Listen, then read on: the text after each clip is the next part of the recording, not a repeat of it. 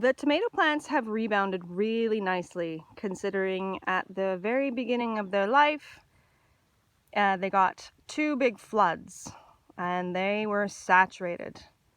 We gave them some Epsom salts as we saw that their leaves were turning yellow. Epsom salts mixed with a fish fertilizer that we had donated to give them a boost of nitrogen. And they've really started to take off, especially with some of the warm weather. We had some issues as well with some pocket gophers that were coming in and biting them right down to the ground and leveling them off. So you can see that lovely bunch of soil that the gopher leaves behind, but they were actually chomping off the tomato. So the tomatoes are looking really good. Of course, we have a lot of growth still to go.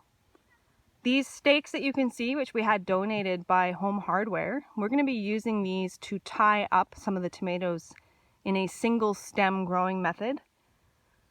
That is just cutting off all the side branches and just continuing to attach the main branch to this post. And so we are still looking to get some nylon twine for that. Some of the tomatoes are in cages, and we will allow a lot of those to grow in a more traditional fashion. One thing that definitely does need to be done through here now is we need to bring up the lower leaves up off of the soil. For now, as they're still only about 18 inches off the soil, we'll take off the first sets of leaves, prune off some of the suckers that are growing in between. And by suckers, what we mean is this little leaf set that wants to grow off the side. Now, tomatoes are vining plants, and they will grow like a vine if they are allowed to. So we're going to take off the lower sets of leaves. You can pinch them off if you have sharp fingernails. And these little suckers right in here. Pinch those away. We want the plant to put its energy into growing up and producing its flower sets. Now, if you allow it to branch out and branch out, it'll just keep producing many, many arms, many, many leaves, but it may not put its energy into producing the fruit that we want. And we're not growing it for its foliage. So, as we go through here, we get rid of all these little suckers.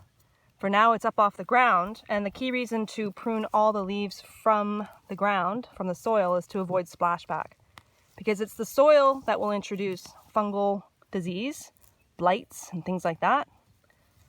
So we can smooth around, get rid of some of these weeds, get rid of the competition, and we will be adding more mulch as we get this whole area tidied up.